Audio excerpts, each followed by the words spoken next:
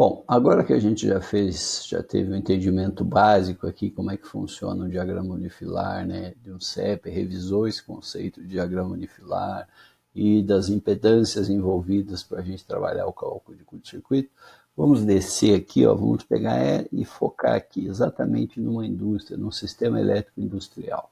Então, esse ponto aqui, ó, pessoal, de alimentação da concessionária, só para a gente se localizar, seria este ponto aqui, ó, de entrega, o ponto de conexão, então, do sistema, no caso da rede de distribuição, com o consumidor aqui, nesse caso, em média tensão. Aí o que mais que a gente vai ter aqui?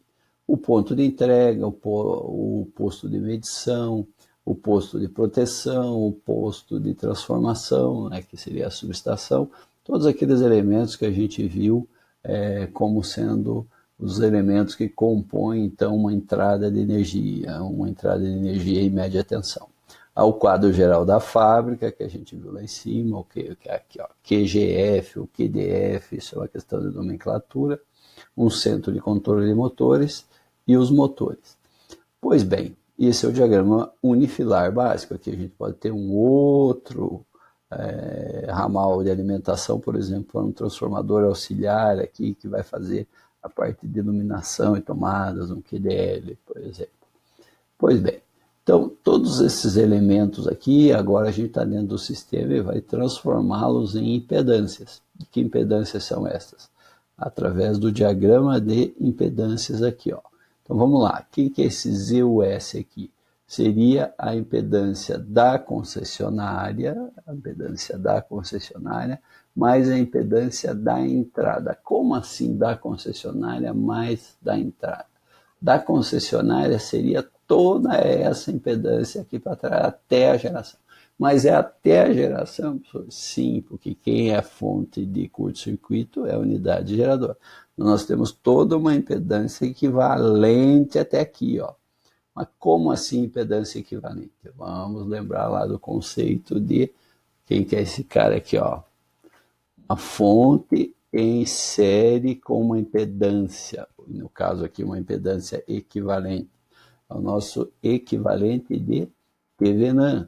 E se a gente fechar então a diferença de potencial aqui entre dois pontos, a gente vai ter a nossa corrente de curto-circuito. Então, dentro de um sistema, o que a gente tem aqui de informação quando a gente vai fazer o cálculo de curto-circuito? A concessionária ou a distribuidora de energia, ela nos dá o valor aqui, exatamente nesse ponto aqui, ó, que é o ponto do quê? Do equivalente de Thevenin da rede até ali. Senão a gente teria que conhecer toda essa impedância aqui para trás até a geração. Não é esse o objetivo, porque a gente pode receber simplesmente a impedância equivalente, que é o caso aqui, e aí, a partir dessa impedância equivalente, ligar as nossas impedâncias.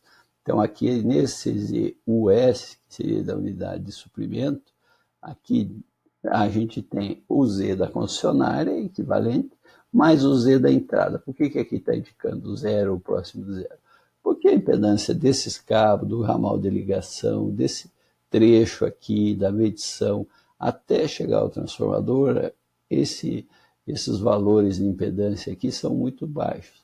Então, eles podem ser desprezados, ou seja, eles podem ser considerados como zero. Então, na verdade, a gente teria somente o valor da concessionária. Mas por que eles podem ser desprezados? Por duas relações básicas. As distâncias são pequenas, a gente tem limitação aqui até 10 metros, né, até fazer a medição e depois a proteção. Então, esses valores aqui, e o que a gente pode ter mais longo aqui? Depois da medição, esse cabo até o posto de transformação.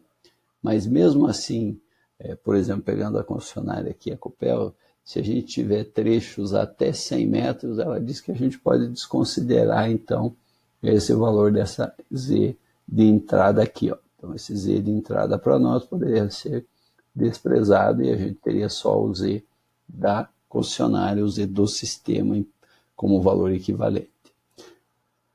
Transformador, aí sim o transformador com a sua impedância, o Z da unidade de transformação aqui, ó, e o que mais?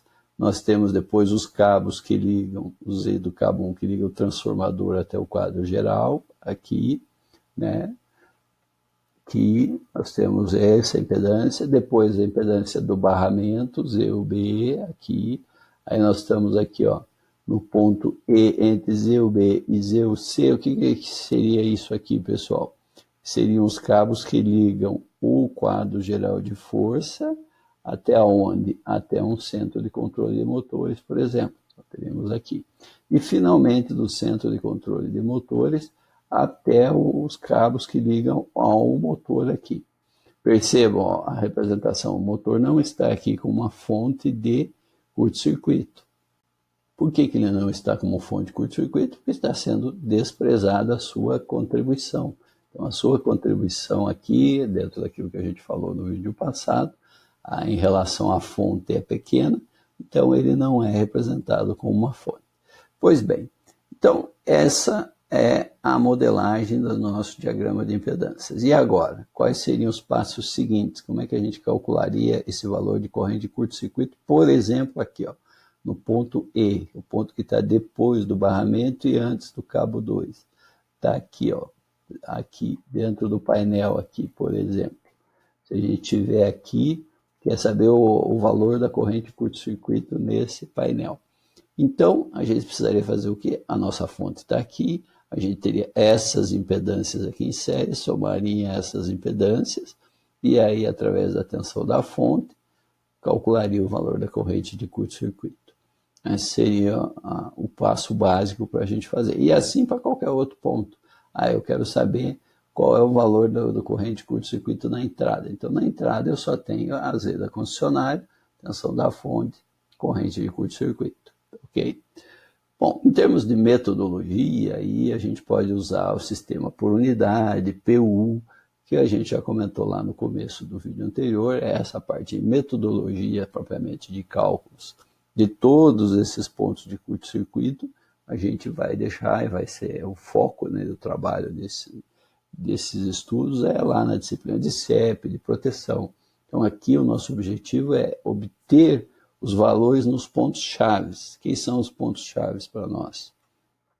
Nos barramentos aqui, porque a partir desses valores, nesses pontos chaves, nós vamos estabelecer os cálculos, então, dos elementos de proteção, aqui, né, elementos de proteção, fusíveis, disjuntores e o dimensionamento dos cabos.